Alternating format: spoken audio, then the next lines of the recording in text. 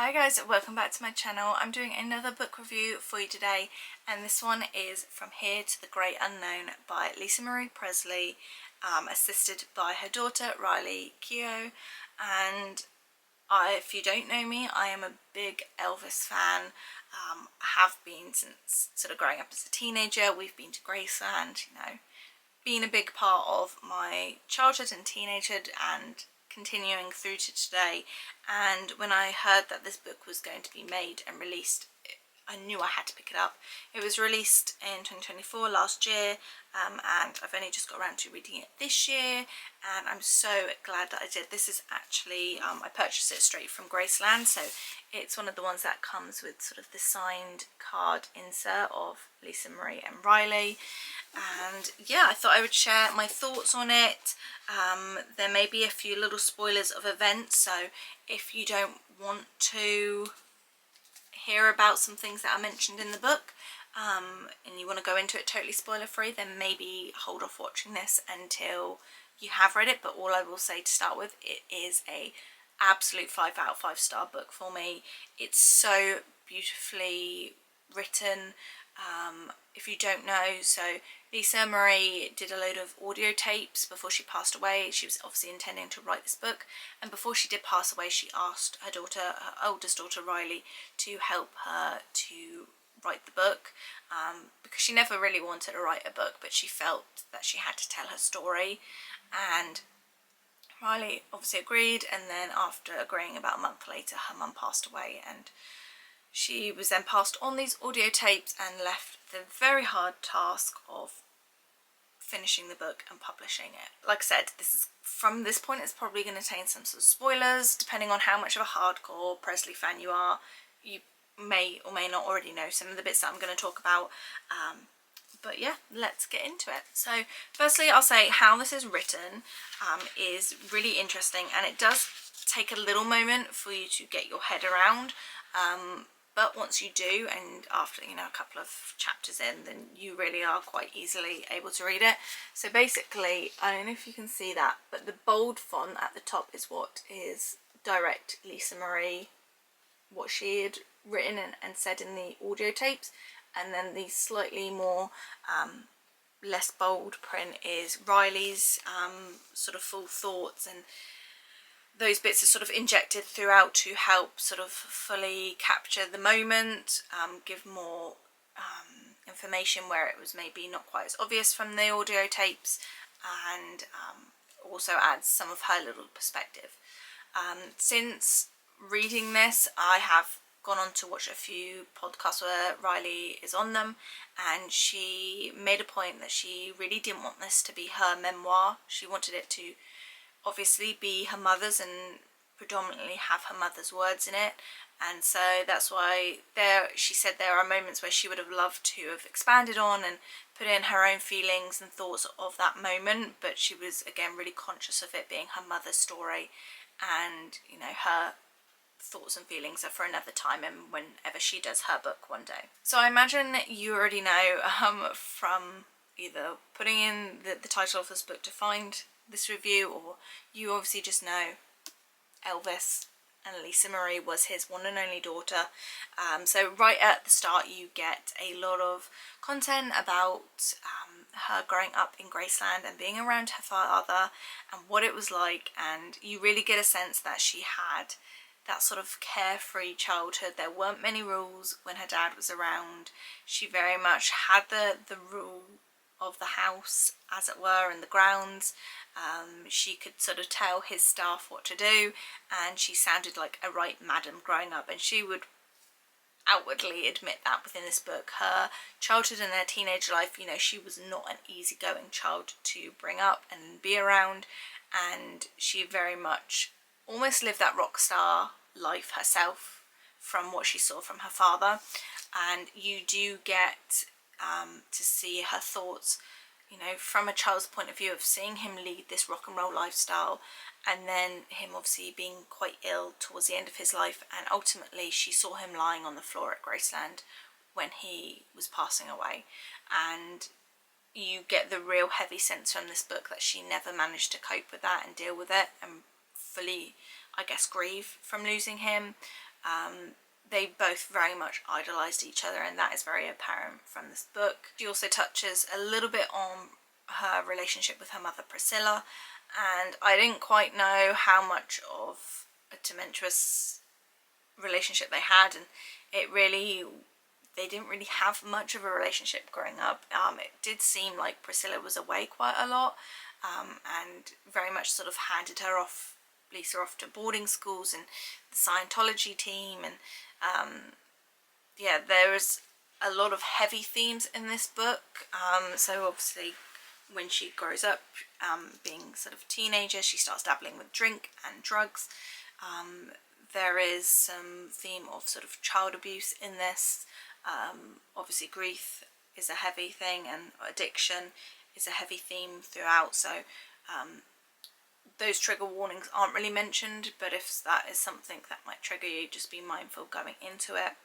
And yeah, it just follows Lisa's life up until she dies, really. So you see her relationship with her first husband Danny, who was then the father of both Riley and Ben. You see her relationship grow and then fall apart with Michael Jackson, so that was really interesting to read about that and what her thoughts were, because obviously at the time there was a period of time with obviously the allegations against Michael, and so she sort of gave her thoughts on that and, you know, what she did and didn't see at the time. What I thought was really nice is throughout all of her boyfriends and her relationships and engagements, she always very much had a strong connection with Danny, and obviously being the father of her kids, he always seemed to live very close, or even on the same sort of housing compound, if not sharing a house at some points with them. So he was always really present and around, and I thought that friendship was really lovely to hear. He was pretty much there until her last breath. Again, this is going to be sprinkled with spoilers, but Riley found out that her mother had passed away while she was on a plane flying to go and see her, and Danny was there when she took her final breath. So I imagine that was quite a comfort for Riley, even though she couldn't be there herself. Her father was there, and, you know, seeing that they had such a lovely friendship still, even when they did fall apart romantically. The book also touches very much on losing a child, and both Lisa and Riley, more so Riley by this point, talk very heavily about losing the brother Ben, to suicide, and that was a really interesting time to read around. It was in the height of COVID, and just seeing how they both had to deal with that, and they actually kept Ben on ice for about 2 months within the family home. They had a grief counsellor come in and help them through it, and it sounded like for, you know, at least those 2 months, they as a family were all within the home, and they just solely focused on grieving him and spoke of nothing else but Ben. And that was really a heartbreaking point. If there was one moment in the book that I think would break you and make you want to well up about the story, it would be his passing and how they dealt with it as a family afterwards. Like I said, there are some really harrowing topics throughout this, various different, I mean, I've probably not even touched on them all. There's themes of abortion and all sorts, but the moment when you get that very real sort of in the moment account of him killing himself was just heartbreaking for anyone. But obviously if you are a parent, then you could probably feel her earth-shattering pain from that. Towards the end of the book, you do get sort of more of Riley's thoughts, and she is really raw and honest about what went on and her feelings. And you do get the sense that Lisa never recovered from the death of her son, and she very much did die of a broken heart. No matter what she had done to her body throughout the years from sort of drugs and drink, when he passed away she actually became very much sober, and so whether it was her body either finally sort of giving up from that I don't know, but I do think she probably, and I think Riley thought that as well in this book, that she did end up passing away from simply just having a broken heart. And there are times in this where Lisa does say, you know, she doesn't know how she wants to go on. From sort of a big Elvis fan, it was really interesting to read about how Lisa took the kids to Graceland and how they would literally stay upstairs in Elvis's bedroom, just so Lisa could feel sort of close to her father and, you know, that security. I think if you've had a very good childhood or very fond memories of growing up, going back to your family home will always bring a sense of comfort and belonging. And so, you know, I could sort of relate to that aspect of, you know, going back to the place you grew up and feeling close to family members, whether they're still there or not. And obviously she mentioned how if they didn't get out before the tours started, then they would have to sort of basically stay upstairs all day. And that is kind of a funny thought to think about, that, you know, if you have been to Graceland, then at any point you could be going in and not knowing who's upstairs. And obviously it's funny, and I'm just thinking of it now, throughout the years you get those sort of conspiracies, and I don't know if they still have it, but they used to have a live webcam view of sort of the front of Graceland, and I remember people at various points being like, oh, there was something in the window, or, you know, I'm sure, oh, that could be Elvis. And I'm thinking, well, that actually could have just been the family. That could quite easily have been one of the kids just pulling out a curtain, trying to peek outside. So yeah, that's a thing that's just sort of come to mind there. To say, I would really recommend this book, whether you are an Elvis Presley fan or just know of Lisa Marie.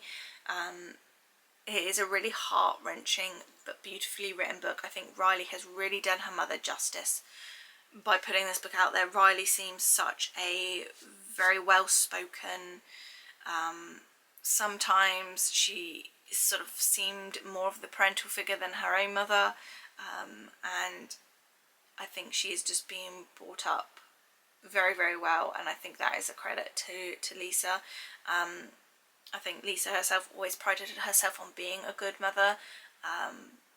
She felt like she wasn't much good at anything else. You know, it was really difficult for her to have any form of career without being overshadowed by her father, and so being a mother is sort of what she poured her heart into. And so there were sort of times in the book where she felt like she wasn't a good mother, and that really tore her apart, and probably also contributed to her broken heart when her son died, because I can only imagine she felt like she would have thought, how could I have stopped this? Why did I not see the signs as the mother? But yeah, I think she did a absolutely stellar job with Riley specifically, and obviously she's got her two younger twins as well, who are starting to become more active on social media, I've noticed. But it'll be really interesting to see how they blossom and what avenues they go down growing up.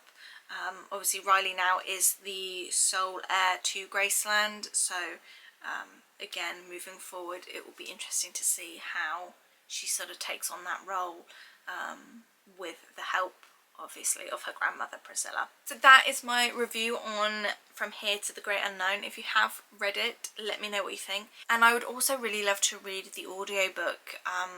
Julia Roberts voices for Lisa Marie, and obviously Riley interjects as well, but I heard in one of the podcasts that Lisa Marie, you actually do hear some bits from her audiobook, I think just as like the head of the chapters. So I would really, even though I've read the book, I would really love to listen to it and hear that emotion, especially from Riley. Deep dive invested into this story and this family, and like I said, I have, ever since I can remember, been interested in Elvis, so anything that his offspring or family put out, any books, I'm all about. So yeah, if you have read this or you think you might pick it up, let me know what your thoughts are. And yeah, I will see you in my next video. Make sure you subscribe so you don't miss it. Take care. Bye guys.